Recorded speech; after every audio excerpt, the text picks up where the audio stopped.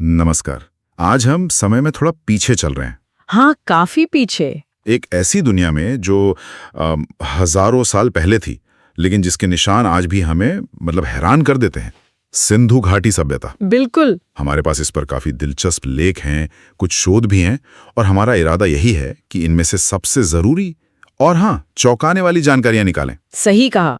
और ये सिर्फ आप देखिए ईंटों और खंडरों की बात नहीं है। नहीं, ये कहानी है एक बेहद विकसित समाज की, उनकी सोच, उनकी तकनीक और उनके अचानक गायब हो जाने के रहस्य की भी। वो रहस्य तो है ही। तो देखते हैं कि हमारे जो स्रोत हैं वो इस प्राचीन पहेली की कौन सी कड़ियां जोड़ पाते हैं। तो चलिए शुरू करते हैं। इस सभ्यता के जो बिखरे हुए टुकड़े हैं उन्हें जोड़ने की कोशिश करते हैं और देखते हैं कि ये हमें क्या कहानी सुनाते हैं। अच्छा, सबसे पहले ये पता कैसे चला कि इतनी बड़ी सभ्यता थी भी? इसका मिलना भी तो अपने आप में कहानी है ना। हाँ, ये तो है। कहानी दिलचस्प है। बात है करीब 1850 के दशक की। अच्छा। जब कराची लाहौर रेलवे लाइन बिछाई जा रही थी। हाँ। तो वहाँ बर्टन बंधु थे, इंजीनियर्स। उन्हें कुछ पुरानी ईंटें मिली, कुछ खंडहर दिखे। उन्होंने इसकी सूचना दी तो सही, पर शायद उस वक्त किसी ने इसकी अहमियत समझी नहीं। होता है अक्सर। असल काम तो शुरू हुआ 1921 में, जब राय बहादुर दयाराम साहनी ने हड़प्पा में अव्यवस्थित खुदाई शुरू की। अच्छा, 1921 में? जी। और अगले ही साल 1922 में राखलदास बनर्जी ने मोहनजोदड़ो में। और ये सब हुआ सर जॉन मार्शल के नेतृत्व में। और तब जाके दुनिया को पता चला कि ये कोई छोटी मोटी बस्तियां नहीं थी। बिल्कुल नहीं। ये तो एक बहुत बड़ी फैली हुई सभ्यता के शहर थे। अच्छा, इसका फैलाव कितना था? कितना बड़ा एरिया था ये? फैलाव तो अविश्वसनीय था। आप सोचिए, जो जानकारी है हमारे पास उसके हिसाब से लगभग 13 लाख वर्ग किलोमीटर से लेकर कुछ अनुमान तो 20 लाख तक भी कहते हैं। 20 लाख! बाप रे। जी।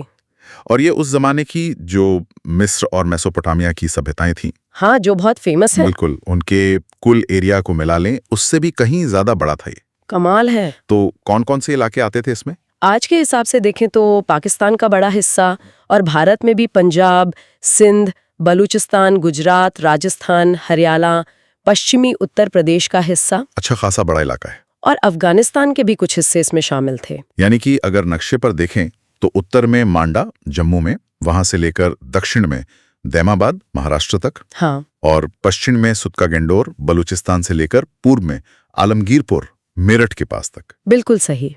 ये तो वाकई एक साम्राज्य जैसा लगता है।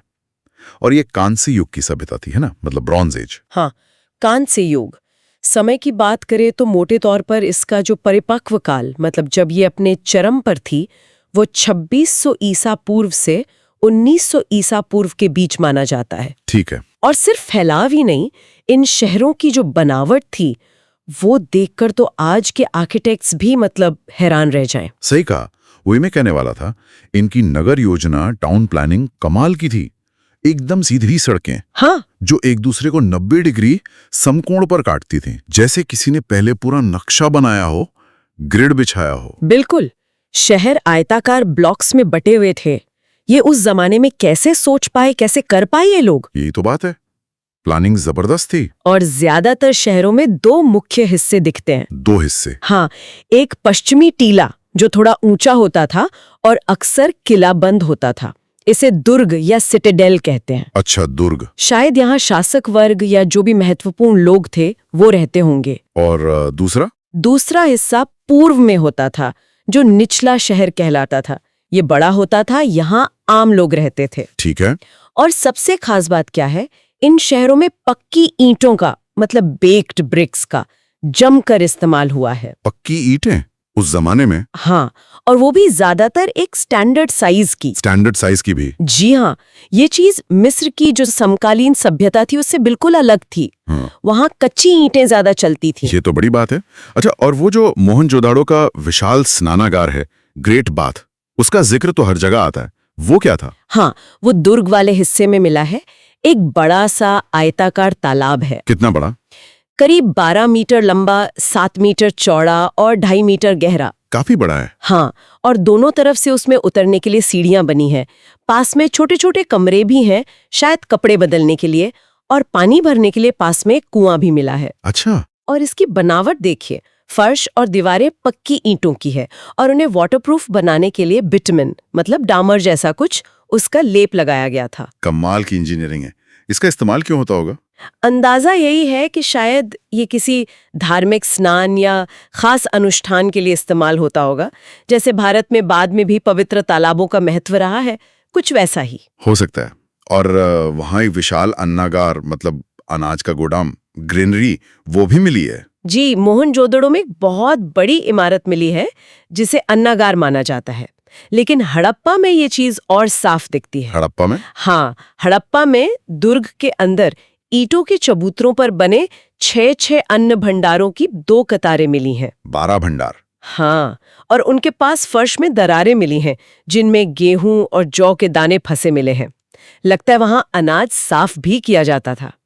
तो ये दिखाता है कि अनाज इकट्ठा करना, उसका भंडारण करना, ये सब बड़े व्यवस्थित तरीके से होता था।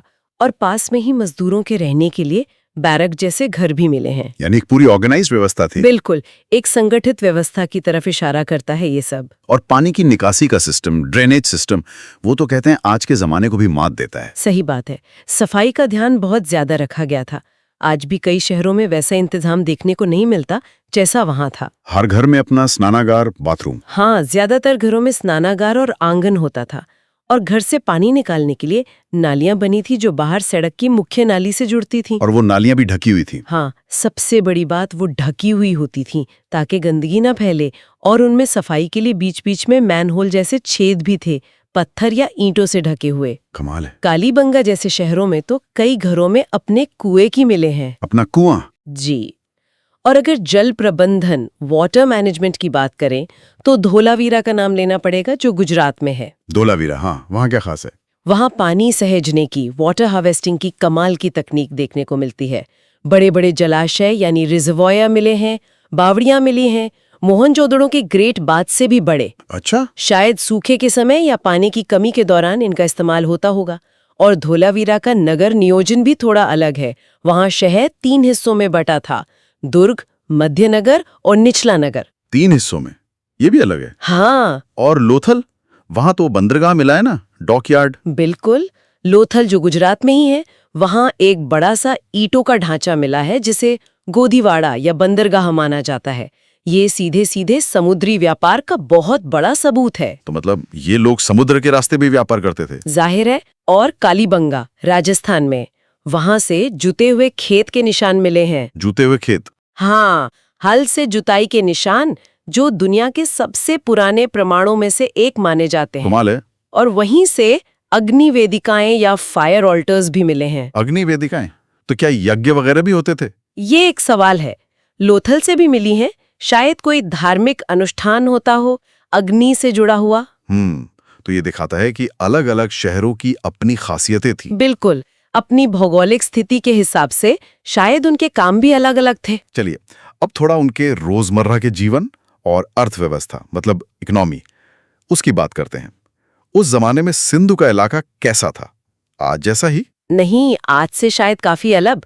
जानकार मानते हैं कि तब शायद ज्यादा बारिश होती थी, मौसम ज्यादा नम था। तो ज्यादा हरियाली रही होगी? हाँ, ज्यादा जंगल, ज्यादा उपजाऊ जमीन रही होगी। खेती उनका मुख्य आधार था। क्या उगाते थे? गेहूं और जौ तो मुख्य फसलें थी ही, इसके अलावा राई, मटर, तिल, सरसों, ज्वार जैसी फसलें भी उगाते थे। और कपास, उसका जिक्र बहुत आता है। हाँ, कपास का तो बहुत महत्व है। माना जाता है कि दुनिया में सबसे पहले कपास यहीं उगाया गया। सबसे पहले? जी, और शायद इसी वजह से यूनानी लोग इस इलाके को सिंडन कहने लगे, जो शायद सिंधु शब्द से ही निकला है। अच्छा, सिंडन? बनावली जो हरियाणा में है, वहां से अच्छी किस्म के जौ के दाने मिले हैं। तो खेती तो काफी उन्नत थी। हाँ, इसके साथ पशुपालन भी जरूरी रहा होगा। निश्चित रूप से कृषि के साथ साथ पशुपालन भी बहुत महत्वपूर्ण था। बैल, गाय, भैंस, भेड़, बकरी, सुअर, ये सब पाले जाते थे। बैलगाड़ी का इस्तेमाल होता था? हाँ, बैलगाड़ी के मिट्टी के खिलौने मिले हैं, मुहरों पर भी बैल बने हैं। तो लगता है ढुलाई वगैरह के लिए बैलों का इस्तेमाल होता था। हाथी और गेंडे? उनसे ये लोग परिचित थे, उनकी आकृतियां मुहरों पर मिलती हैं। लेकिन घोड़े की बात करें तो? हाँ, घोड़े का क्या स्टेटस था? घोड़े के पक्के सबूत बहुत कम हैं।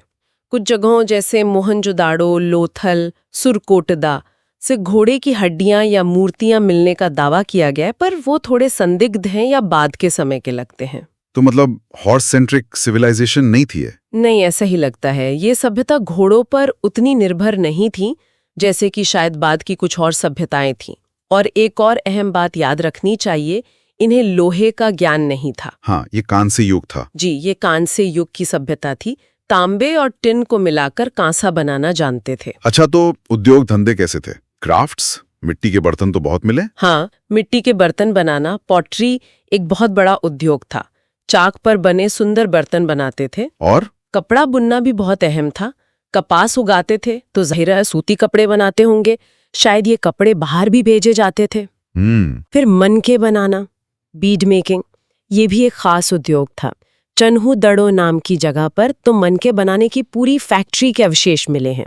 अलग अलग पत्थरों से, सेल खड़ी से, सोने चांदी से भी मनके बनते थे। फैक्ट्री मतलब बड़े पैमाने पर काम होता था। हाँ, ऐसा लगता है। धातु का काम भी जानते थे, मेटल वर्किंग। तांबा शायद राजस्थान की खेतड़ी खानों से लाते थे। खेदरी से? आज भी वहां तांबा मिलता है? हाँ, और टिन शायद अफगानिस्तान या ईरान से मंगाते थे। फिर इन दोनों को मिलाकर कांसा बनाते थे, जिससे औजार, हथियार, बर्तन, मूर्तियां बनती थीं। सोना चांदी के गहने भी बनते थे, वो भी शायद बाहर से ही आता होगा।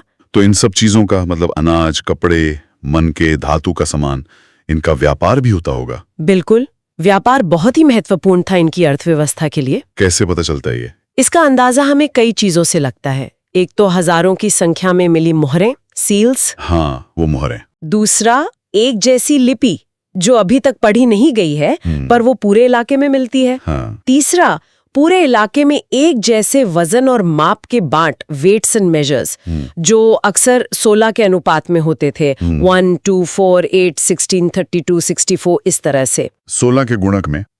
ये दिलचस्प है। हाँ, ये सब दिखाता है कि व्यापार को नियंत्रित करने का कोई सिस्टम था। अंदरूनी व्यापार तो होता ही था, शहरों और गांव के बीच, और बाहर भी, दूसरे देशों से। हाँ, बाहरी व्यापार के भी पक्के सबूत है, खास तौर पर मेसोपोटामिया यानी आज का इराक, साथ ही ईरान और अफगानिस्तान से भी। मेसोपोटामिया से कैसे पता चला? मेसोपोटामिया के जो पुराने लेख मिले हैं, उनमें मेलुहा नाम की एक जगह का जिक्र आता है। मेलुहा? हाँ, ज्यादातर विद्वान मानते हैं कि मेलुहा सिंधु क्षेत्र का ही नाम था। उन लेखों में मेलुहा से आने वाले सामान जैसे कि कीमती पत्थर, हाथी दांत, शायद लकड़ी, इनका जिक्र है। अच्छा, पैसे, सिक्के वगैरह थे? नहीं, धातु के सिक्के या करेंसी का कोई सबूत नहीं मिला है। लगता है सारा व्यापार चीजों के लेन देन यानी वस्तु विनिमय प्रणाली, बार्टर सिस्टम पर आधारित था। Barter system? इतनी बड़ी सभ्यता और बार्टर? हाँ, ऐसा ही लगता है। शायद मोहरों का इस्तेमाल सामान की पहचान या मालिकाना बताने के लिए होता हो, पैसे की तरह नहीं। ये भी एक सोचने वाली बात है। अच्छा, अब आते हैं कला पर, आर्ट एंड कल्चर। और सबसे पहले तो वो मोहरें, वो अपने आप में कला का नमूना है। सच में करीब 2000 से ज्यादा मोहरें मिल चुकी हैं। ज्यादातर सेल खड़ी यानी स्टीटाइट नाम के नरम पत्थर की बनी है। सेरी खड़ी? हाँ, ज्यादातर चौकोर हैं, पर आयताकार, गोल, बेलनाकार भी मिली हैं। इन पर जानवरों की आकृतियां उकेरी गई हैं और साथ में वो लिपि। आकृतियां बहुत डिटेल्ड होती हैं ना, छोटी सी जगह में। बिल्कुल, छोटी होकर भी बहुत प्रभावशाली हैं, उनमें जान दिखती है। कौन कौन से जानवर बने इन पर? सबसे ज्यादा तो एक सींग वाला जानवर बना है, पता नहीं कौन सा जानवर था। कुछ लोग इसे यूनिकॉर्न जैसा मान लेते हैं। एक सींग वाला? हाँ, एक श्रृंगी। फिर कुबड़ वाला सांड, वृषभ, वो भी बहुत बना है। इसके अलावा हाथी, बाघ, गेंडा, भैंसा, हिरण, मगरमच्छ भी बने हैं। और वो पशुपति मोहर, वो तो बहुत ही फेमस है। हाँ, वो मोहनजोदड़ो से मिली है। उस पर एक आकृति है जो योगी की तरह पालथी मारे बैठी है। योगी की तरह?